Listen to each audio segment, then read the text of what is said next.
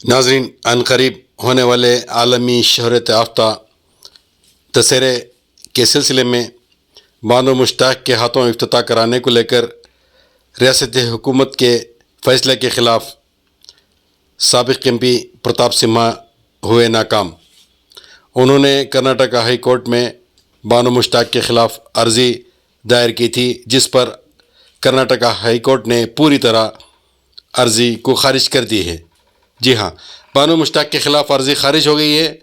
Karnataka high court ने मैसूर में मुनक़िद होने वाले अनकरीब आलमी शहरत याफ्ता दशहरा के इफ्तिताह के लिए अदीबा और बुकर इनाम याफ्ता बानो मुश्ताक को मेहमान ख़ुसूसी के तौर पर मुद्दों करने के रियासती फ़ैसले के चैलेंज करने वाली अर्ज़ी को ख़ारिज कर दी है। तफसीलात इस तरह हैं कि रियासत की जानिब से मुनक़िदा किसी तक़रीब में किसी दूसरे मज़हब के फ़र्द को मुद्दों करने पर कोई क़ानूनी या आइनी रोक नहीं है। कोर्ट ने मज़ीद कहा है कि हम इस बात को तस्लीम नहीं करते कि रियासत की तरफ से मुनक़िदा तक़रीब में किसी दूसरे मज़हब के शख्स को इजाज़त देना अर्ज़ी गुज़ारों के किसी भी क़ानूनी या आइनी हक़ की ख़िलाफ़ वर्जी है या किसी भी तरह से हिंदुस्तान के आइन में दर्ज इक़दार के ख़िलाफ़ है। लिहाजा तमाम जो कोशिशें थीं उस पर पानी फिर चुका है। प्रताप सिम्हा की इस कोशिश में शामिल दीगर 3 ने अपनी अर्ज़ियाँ बानो मुश्ताक के ख़िलाफ़ दायर की थीं, जिस पर हाई कोर्ट की जानिब से क्लीन चिट दे दी गई है। इस सिलसिले में कई अफराद ने अपने अपने तासरात बयान किए हैं। इस ज़िमन में एच विश्वनाथ ने क्या कहा, सुनते हैं। और इसी तरह HDP रियासत सदर अब्दुल मजीद ने क्या कहा है वो पेश कर रहे हैं। आप इस सिलसिले में क्या कमेंट देंगे ज़रूर दें। इस न्यूज़ चैनल को शेयर करें और आगे तक इस न्यूज़ को ज़रूर पहुंचाएं। ಸೂಕ್ತವಾದ ರಾಜಕೀಯ ಸ್ಥಾನಮಾನ ಸಿಗ್ತಾ ಇಲ್ಲ ಮೆಹಬೂಬ್ ಖಾನ್ ಅವ್ರಿಗೆ ರಾಜಕೀಯ ಸ್ಥಾನಮಾನ ಸಿಗ್ತಾ ಇಲ್ಲ ಅಂತ ಒಂದು ಕರೆದಿದೆ. ಅವ್ರು ಎಂದೂ ರಾಜಕೀಯಕ್ಕೆ ಆಸೆ ನಾನು 2 ಸರಿ ಮಂತ್ರಿಯಾಗಿದ್ದೀನಿ. ಅವ್ರು ಏನಾದ್ರು ದಯವಿಟ್ಟು ಬೇಡಿ ಸರ್, ಅವರೆಂದೂ ರಾಜಕೀಯದ ಸ್ಥಾನಮಾನಗಳಿಗೆ ಆಸೆ ಪಟ್ಟವರು ಬೇರೆಯವ್ರಿಗೆ ಕೊಡಿಸ್ತಾರೆ ಸರ್, ಇವ್ರಿಗೆ ಕೊಡಿ ಸರ್ ಅವರು.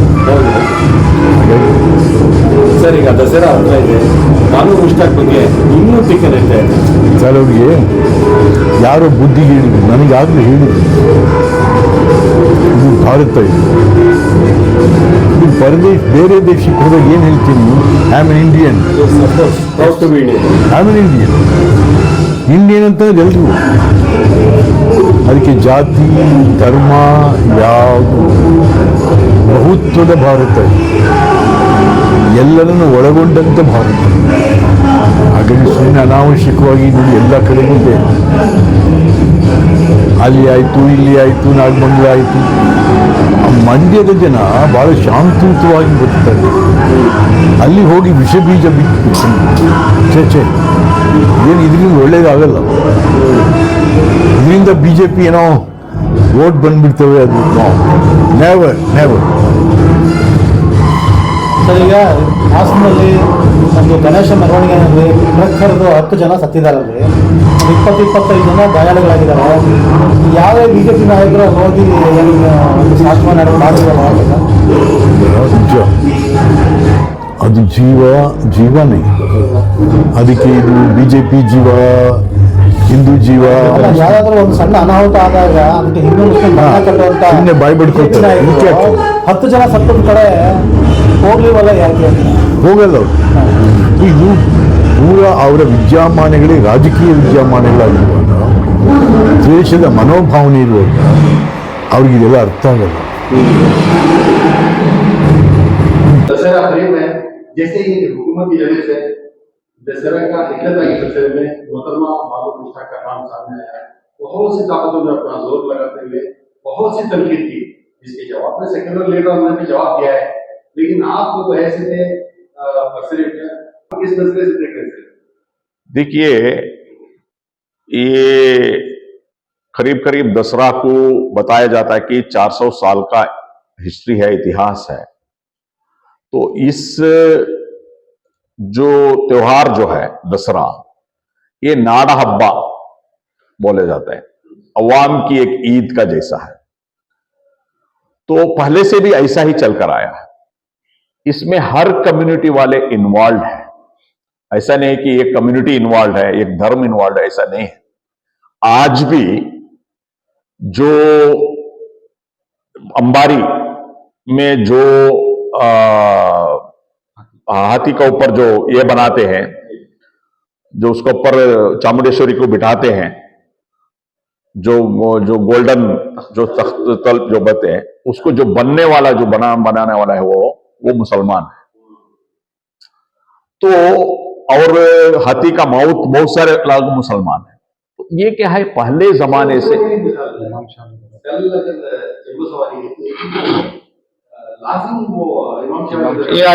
वो पहले वो राजा के जमाने से उधर इमाम शाह वली जो दरगाह को जाकर हाथियां जाकर उधर का जो सलाम पेश करने का।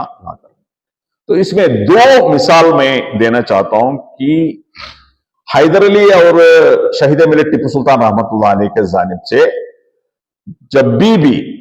जब इधर हुकूमत नहीं था उस टाइम में भी दसरा बनाया गया। दसरा कैसा, एक ओलंपिक्स का जैसा बनाया गया हैदर अली और टिप्पू के जमाने में। ये इतिहास है। एक मुसलमान राजा है, रोक सकते थे, कोई पूछने वाले नहीं था। आज का जैसा जो प्रताप सिंह जैसा लोग पूछते तो उसको क्या सजा होता था, वो होता था। मगर उस टाइम में इवन राजा होकर, एक मुस्लिम राजा होकर और एक प्रैक्टिसिंग मुस्लिम होकर भी दसरा जो है विदाउट एनी डिस्टर्बेंस दसरा को बनाया गया नाड़ा हब्बा का जैसा। ये इतिहास है। टिप्पू सुल्तान और हैदर अली ओलंपिक का जैसे बनाया बोलकर एक इतिहासकारों ने उसमें लिखा, यानी हिस्टोरियन से लिखा है। नंबर 2, जब नालवड़ी कृष्णराज वडेयर का जमाने में जो मिर्जा इस्माइल साहब थे, दीवान थे, चीफ मिनिस्टर थे, तो उस टाइम में जो यात्रा जो होता है अंबारी से लेकर जुलूस जो होता है दसरा का, फेमस दसरा मेरवणी जो बोलते हैं, उसमें जुलूस, दसरा जुलूस में हाथी का ऊपर मिर्जा इस्माइल साहब को बिठाए थे। उस प्रोसेशन में बिठाए थे 1927 में। 2 साल प्रोसेशन, 1 साल प्रोसेशन में बिठाए।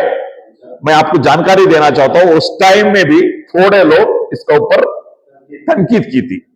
एक मुसलमानों को आप हाथी के ऊपर बिठाए बोलकर उस जमाने में भी एक तनकीद की थी।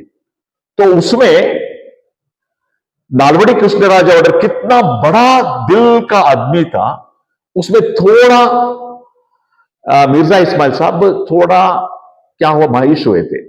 ये जो तनकीद हुआ था तो मायूस हुए थे। तो नालवड़ी कृष्णराज वडेयर लेटर लिखते हैं, दीवान साहब आप कुछ मायूस होने का जरूरत नहीं, आप डिजर्व्ड है, आप इस